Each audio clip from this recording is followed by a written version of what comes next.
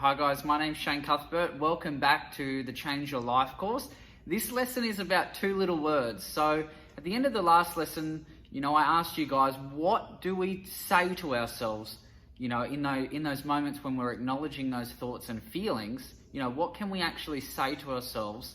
What can we do, to help speed up the process of getting, those feelings to go away and unkink the hose and unbottle those things from our past. So in this lesson, we're really going to start looking at those two specific words and what those words are. As adults, we get stuck trying to use logic to fix problems, okay? We learn that, there's logic that fixes problems, okay? That's how we problem solve. We're using those outer parts of our mind. But as children, when we're conditioned to have all of these, negative thoughts and behaviors and feelings, really, it's not so much that we go to a parent or a teacher and we want them to, fix the problem for us, so much as we're really just looking for someone to say two little words. And those two little words, quite simply, is just that it's okay. We need to know that no matter whether something's good or something's bad, something's black or something's white, it doesn't really matter so much. What really matters is that it's okay. It doesn't matter how high that bridge is. It doesn't matter how far that bridge is. It is what it is. It doesn't matter, the difference in height isn't going to make, crossing that bridge any easier or any harder. We really just need someone to say, it's okay. Just cross the bridge. It's okay. Who cares if the bridge is, 10 meters high or 20 meters high? It's still going to hurt if the bridge were to collapse. It is what it is, and those sorts of thoughts are just not helpful. And sometimes what we need to do to acknowledge them is tell ourselves that it's going to be okay. Now as adults, okay, let's just think about a situation when, let's say for example yourself, you go to someone, that you're close to, and you're having all these vulnerable, thoughts and feelings, and you're thinking, look, I'm really struggling with this thing. More often than not, what the other person you're doing is they think, you've come to them for advice. So they just step in and they think, look, let's logically try to solve the problem. Let's maybe write a pros and cons list. Like, okay, look, it doesn't matter how high the bridge is. It doesn't matter, how far across the bridge is. None of that really matters. And they're approaching the situation with this logic, which it's the same logic that you have, but you can't articulate to them that, look, it's not really about how high the bridge is or how far it is. It's more about how I feel when I cross it. And they can't change your feelings. They can't acknowledge that. Sometimes we really just, even now as adults, we just want someone to say, look, it's okay. Yeah, look, the bridge is pretty high. Yeah, geez, I'd feel pretty scared trying to cross that as well, but it's okay. Oh wow, yeah, that's a long way to walk, that's a long way to fall, but, it's okay. That's okay. Oh geez, I'm scared too, but it's okay. I've recognized those thoughts and those feelings and all those negative things as well. I've shared those same, thoughts and feelings, but it's okay. Like, it'll be all right. Sometimes we don't need the problem solved, okay? We don't need someone to cross the bridge for us. Sometimes we don't need just, that sympathy. Sometimes we don't need someone to figure it out for us. Sometimes we don't need someone to explain the problem to us. We just need someone to say, it's okay. Now, that isn't always going to happen. We can't change other people. We can't, convince people to tell us that it's okay. Sometimes we need to just learn to tell ourselves it's okay. Because more often than not, as adults especially, people aren't going to tell us it's okay. Some people might, in certain situations, you might say, I'm really scared about driving a car, and people, what's wrong with that? Like, geez, it's okay. Like, I don't know what you're freaking out about. And that might make you feel worse, because then it's somebody else's thought saying, oh, well, that's stupid. And you feel like, oh, now I'm stupid. So, that's just another negative thought. It's not all the time in every situation where someone's going to tell you that it's okay. So if we know that, look, chances are people aren't going to tell us that it's okay most of the time, do we just give up and go, oh, geez, in that case, we can't cross the bridge. We can't drive a car. We just have to stay stuck? No. We acknowledge that and we go, well, geez, you know what? We're going to actually have to learn how to start telling ourselves that. That's what this lesson's about. This lesson's about being okay. Things being as they are. Not empty, not full, just, as they are. This lesson's about being okay. It's really just about learning how to tell yourself it's okay. 2 simple words. When a child, loses their favorite pet or someone, a loved one, close to them passes away, what we naturally want to do is we want to rescue them from these feelings. We see this poor, helpless, vulnerable child. When we look at that poor, vulnerable child, it's a reflection on ourselves, and we're thinking, unconsciously, geez, I felt like that when I was a kid. And we want to rescue them, and we want to say, things like, oh, no, look, it's okay. The puppy's just gone to go live on the farm. And we come up with these elaborate explanations that are really just trying to teach this child that, soothe their feelings and make them feel less vulnerable. We're just trying to cover up and distract from the truth and reality of those feelings. Really all we need to do is say it's okay. Yes, this did happen, but that's okay. What happens when we keep teaching ourselves that, it's not okay is we're conditioning ourselves to be overwhelmed and keep all those things in the dark space, which isn't healthy. So that child's going to grow up, and it's going to have these fears and these anxieties, and it's never going to feel like anything's okay, and that's going to be detrimental for the child. So really what we need to do is just tell that child that it's going to be okay. We might try to rescue that child from that feeling and say, look, this person's better off in heaven now. Heaven's a great place. It's an amazing place. We're trying to fix and problem solve that problem that child is having. We're trying to fix the fact that they are having a negative emotion. That's not something that needs fixing. That ability or that effort, that thing that we're doing, that process we're doing in trying to fix that problem is really just creating a problem later on. Because then when that, sometimes there's things that can't be fixed, and then that child is going to grow up and not be able to, deal with those emotions very well. And that's going to be negative for them. Sometimes it's not about fixing problems. Okay, it's just about acknowledging that they're there and moving forward. Feelings and emotions and thoughts are perfectly natural things. I guess the problem most of us have is that we don't really know how to deal with them very well. It's okay to feel sad. It's normal to feel sadness after you've experienced a loss or you've lost your pet or something you really care about. It's okay. That's normal. That's natural.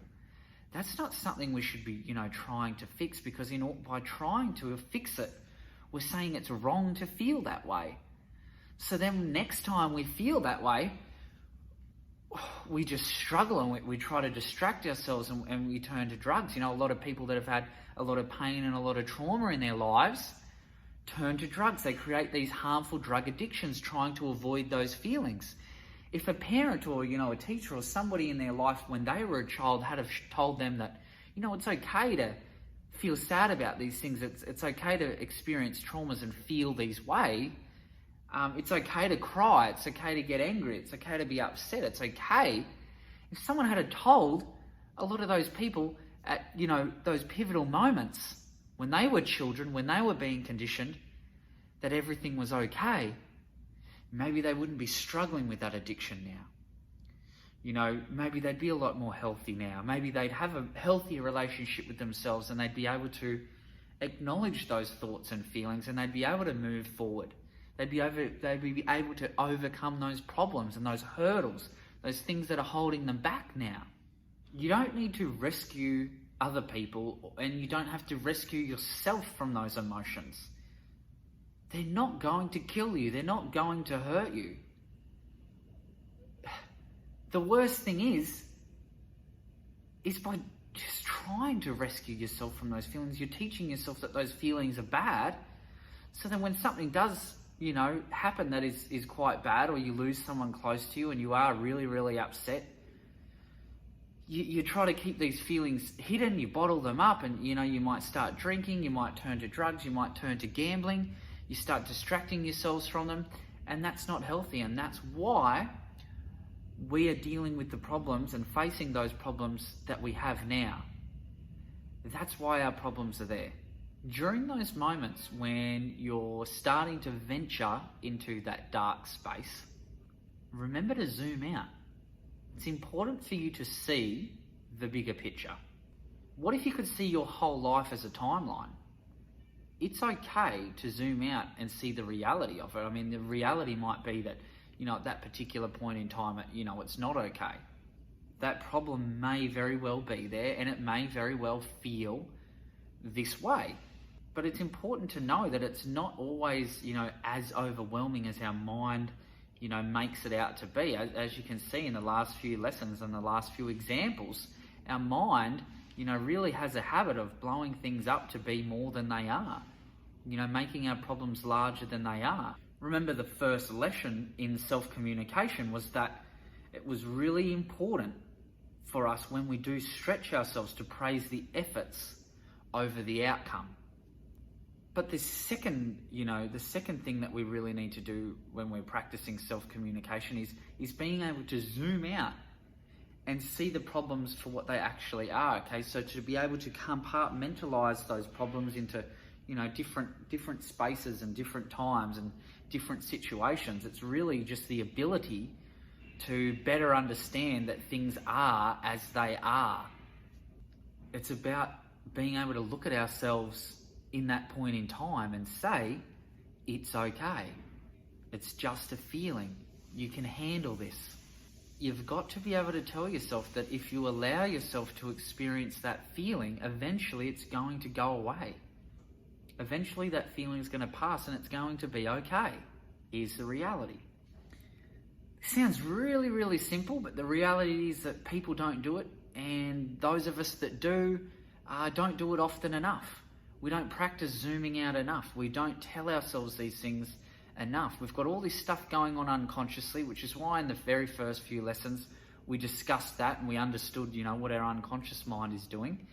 We need all of this stuff to be in our conscious awareness. We need to be consciously aware of all this stuff as it's happening so that we can move forward and we can actually make those changes. When was the last time you decided to stop and zoom out and, take a look at the larger picture? Well, ask yourself, when was the last time you actually consciously did that? You zoomed out and you saw things for what they were. When was the last time you were able to accept that something felt bad, okay, it didn't feel good, but you were able to sort of pull yourself aside, step out of yourself and tell yourself that it was going to be okay? When's the last time you did that? When you look at other people that that are able to, be really patient and really calm in, really stressful situations, there might be other situations where perhaps you have run away or other people have run away, or, really scary or toxic sort of environments and situations, and you think, wow, how has that person managed to remain calm and patient throughout that process? Let me tell you what's going on inside that person. Now, in that person, on the inside, that inner parental voice has just become accustomed, and it's created a habit around telling themselves that it's okay all the time. They've just practiced, with repetition, telling their inner child when it's crying that it's okay, it's okay, it's okay. They might not even be, particularly consciously aware that they're doing it. This might be something that, maybe their childhood, their upbringing was different. They conditioned themselves differently. People are different for many different reasons, okay? So they might not even be consciously aware that they're doing it. It might just be a natural thing, which is what happens when you practice something so often. It becomes a normal, natural thing. Now, that particular person might have, grown up in an environment where their parents told them it was okay all the time, okay? So whenever they were scared, they might have gone to their parents. Their parents said, oh, look, it's okay. Whenever they were feeling vulnerable, the mum might have said, oh, look, it's okay. Look, it's okay. So they might have just, grown up in an environment and been conditioned to naturally feel as though it was okay. And then, growing up now, they are just better suited at, and better conditioned to deal with those feelings and those thoughts when they do pop in. Maybe that's the case. Maybe they learnt later on how to overcome those feelings. Maybe they've struggled with those things just like you're struggling with them now. most people, in those sorts of families, what they do is they avoid those sorts of things, okay? They avoid, doing that sort of thing, and they just stay in the light space. They feel as though they have a sense of, a social permission to be that way. You're supposed to be this way. You're supposed to do that or think that way. And what happens is, if you're not the way you're supposed to be, then that's not okay. You're not supposed to be that way. Parents and adults, communicate this with children in different ways. The message that a child receives is that it's not okay to feel that way. It's not okay to be that way. That's not okay. Only this is okay. Think of it this way, okay? Imagine you could go back in a time machine, imagine you could go back about 10 years. And you visit a person that you knew back then, that you also still know now. Inevitably, there's going to be some people that were not significantly different than who they are now, okay? There's going to be people that are pretty much the same. They're still doing the same things, still thinking the same way, really stuck, with what they know, and then they just really haven't changed much over time. However, there's going to be other people whose lives have changed enormously. They're almost a completely different person now than the person that they were 10 years ago, like completely changed. The people that haven't changed much now, if you examine their thinking, you would find that they had a very fixed mindset, a very black and white mindset, more often than not. Now, those people that have changed a lot, there would have been a lot of moments for them where they had to fall down, tell themselves that it's okay, get back up, and keep trying. They just had to get back up and keep moving forward. And that's how they developed a growth mindset. Okay, the ability to see things, a little bit more as they are. Having not having that black and white fixed mindset anymore. It's, being able to see the colours and the shades of grey. They probably didn't even realise it as it was happening, or have, much conscious awareness while that was happening, that's, what was happening. But that's just how they ended up changing.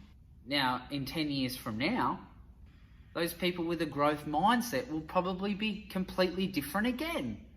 Whereas, if you look at those people with a fixed mindset, they're probably going to be the same in 10 years, okay? They're the people that don't really change much because their mindset hasn't allowed them to. Whilst we do need to solve certain problems in life, the mistake most people make is to try to fix a problem by rescuing either themselves or other people from vulnerable feelings. Sometimes, rather than being rescued from the feelings, what we really need is to be supported through the experience long enough for those feelings to pass through. When it comes to self-communication, it's important to practice reassuring yourself that it's okay to experience those feelings, and that doing so is a natural, normal part of the growth process. It becomes much easier for us to reassure ourselves that it's okay if we see what's going on as merely a small and temporary piece of a much larger picture. So when your mind is blowing things out of proportion, remember to respond back to those feelings of overwhelm by zooming out, being able to stand outside of yourself and see things for what they are. Whilst this method of self-communication seems simple in theory, the reality is that very few people consciously practice doing it. With repetition, this responsive approach eventually reprograms our inner parent to communicate this way with your inner child automatically without you even realizing it. When this habit becomes programmed on autopilot, you'll be conditioned with a growth mindset.